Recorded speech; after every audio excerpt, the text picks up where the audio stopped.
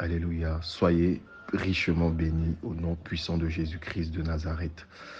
Alors, le thème du mois, c'est l'amour est force, tiré dans le livre de 1 Corinthiens chapitre 13, le verset 13.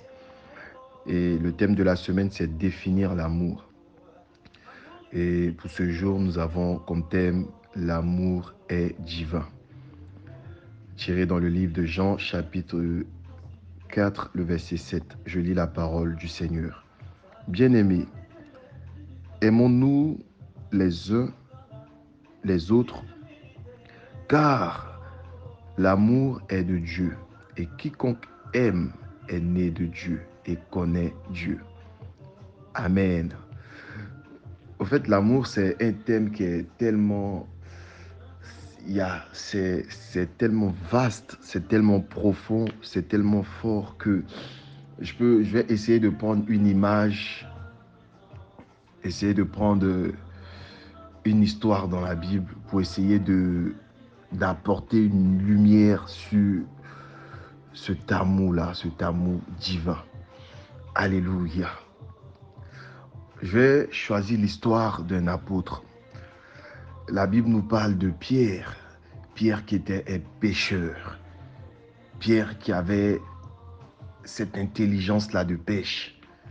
Pierre qui savait à quelle heure il fallait jeter son filet, à quelle heure les poissons allaient venir.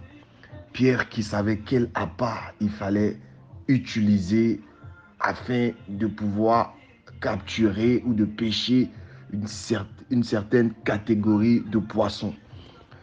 La Bible déclare que lorsque Jésus-Christ a rencontré Pierre, il a rencontré Pierre dans l'activité qu'il exerçait. Et Pierre lui a dit, nous avons pêché toute la nuit et nous n'avons rien eu. Et Jésus lui dit, jette ton filet. Et il dit à Jésus, il dit, sur ta parole, je jette mon filet. Et nous voyons qu'est-ce qui s'est passé. Les filets se sont remplis jusqu'à ce qu'ils puissent se rompre. Parce qu'ils étaient remplis de poissons. La pêche a été miraculeuse. Et Jésus-Christ dit à Pierre, laisse tout ça et suis-moi. Alléluia. Et Pierre suit Jésus. Et pendant qu'il suit Jésus, il va recevoir une partie de l'onction. Il va chasser les démons au nom de Jésus-Christ. Il va aimer Jésus. Il va vivre les expériences avec Jésus. Il va voir l'expérience de la transfiguration avec Jésus. Il va avoir des mystères avec Jésus. Mais lorsque Jésus lui dit que je vais mourir, Pierre n'arrive pas à comprendre cela. Alléluia. Parce qu'il aimait d'abord Jésus d'une manière charnelle.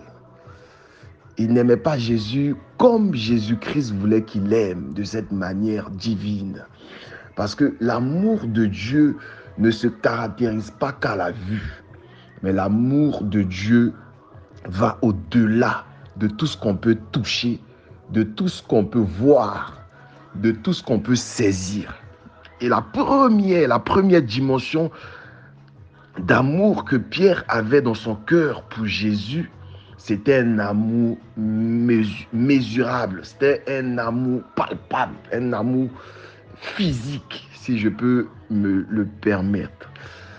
Donc, lorsque Jésus-Christ dit à Pierre que je dois mourir, il est bon que je puisse partir et tout, cela dérange Pierre.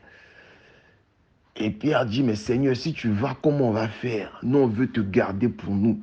C'est en cela que Jésus-Christ dit à Pierre, arrête de moi, Satan. Parce que Jésus-Christ était venu pour une mission. Il fait une grande parenthèse. Donc, la deuxième fois, quand Jésus-Christ demande, qui dit que je suis pour vous? Et que la révélation est donnée à Pierre pour dire à Pierre, tu es le fils du Dieu très haut. Alléluia. Et Jésus-Christ lui dit, tu es Pierre, tu es Céphas. Et sur toi, je bâtirai mon église et le séjour des morts ne prévaudront point contre toi.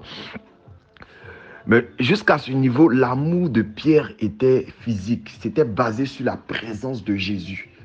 Donc, lorsque il réunit Jésus, qu'on l'attrape et que Jésus-Christ part, Jésus-Christ est enlevé, avant que Jésus-Christ revienne pour les 40 jours d'enseignement brut, avec preuve à l'appui, Pierre rétrograde.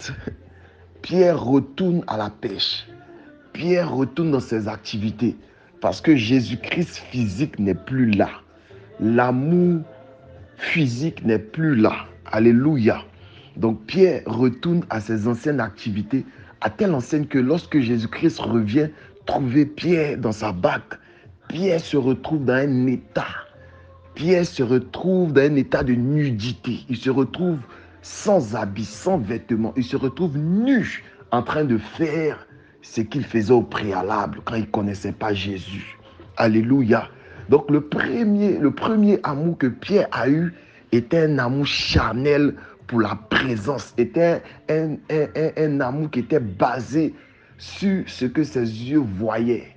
C'était un amour émerveillé par les actions de Jésus-Christ de Nazareth. Donc quand Jésus-Christ le prend, Jésus-Christ dit à Pierre, l'état de nudité au fait dans lequel Pierre se trouvait, c'était son état spirituel. Il était nu, il était sans manteau, il était sans vêtements. Alléluia. Et Jésus-Christ lui dit, Pierre, m'aimes-tu? Pierre lui dit oui. Il répète la phrase encore à Pierre une deuxième fois. Pierre, m'aimes-tu? Pierre lui dit oui. Comme la première fois, il dit, paie mes brebis. Pour la troisième fois encore, il pose la question à Pierre. Il dit, Pierre, m'aimes-tu? Et Pierre tombe dans une amertume chagrinale. Il dit, mais Seigneur, ne sais-tu pas que je t'aime? Oui, je t'aime. Oui, je t'aime. Il dit, quand tu seras affermi tes frères. L'amour de Dieu est incommensurable. L'amour de Dieu est divin.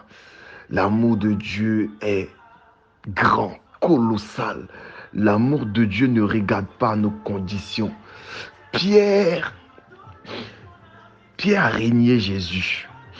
Quand Jésus-Christ est mort, qu'il est monté au ciel, Pierre a rétrogradé. Mais Jésus n'a pas regardé à tout ça.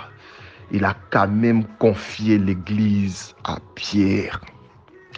Bien-aimé, le seul mystère que le diable ne détend pas, le seul mystère que le diable n'a pas, que le diable ne comprend pas, c'est le mystère de l'amour de Dieu. C'est le mystère de la grâce de Dieu. Parce que lorsqu'il est tombé par désobéissance.